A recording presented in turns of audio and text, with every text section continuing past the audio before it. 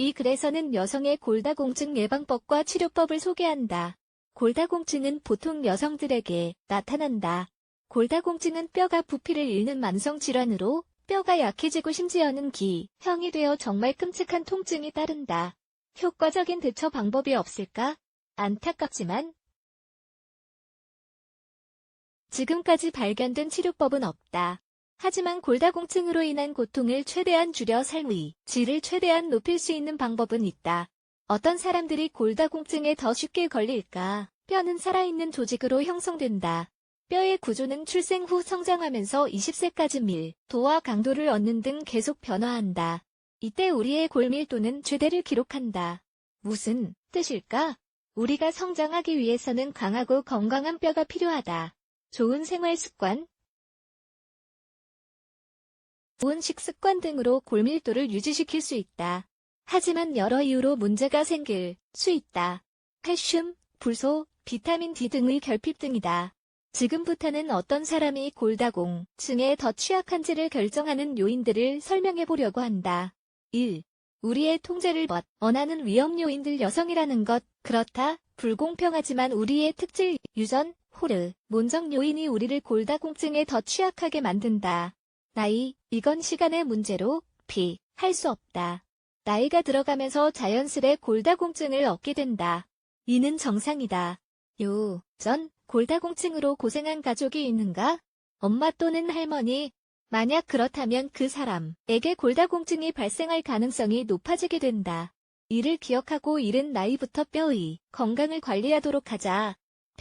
폐경으로 인한 호르몬 변화도 골다공증 발병의 원인이다. 또 다른 위험 신호로는 45세 전에 겪는 조기 폐경을 들 수 있다.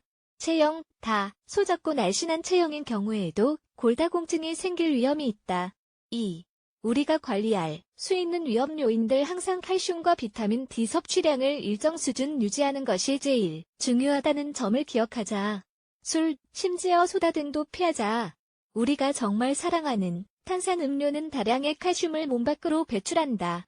담배를 피우는가? 그렇다면 오늘부터 담배를 멀리해보자.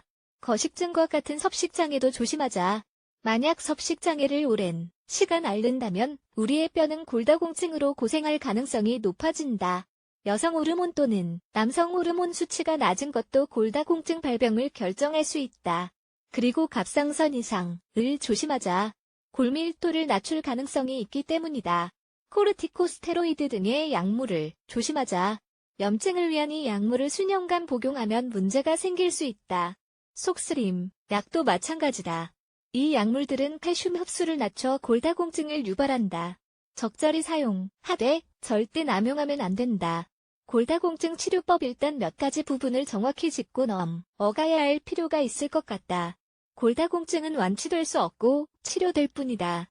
그리고 의사가 처방하는 치료를 항상 따라야 한다. 그러므로 골다공증을 진단받는 순간 내 삶은 그 전의 삶과 똑같진 않을 것이라는 사실을 인지해야만 한다. 하지만 몇 가지 변화를 겪더라도 의지와 격려로 우리는 여전히 높은 삶의 질을 영유할 수 있다. 진통제만을 먹는 것으로 내 자신을 한정시키지 말자.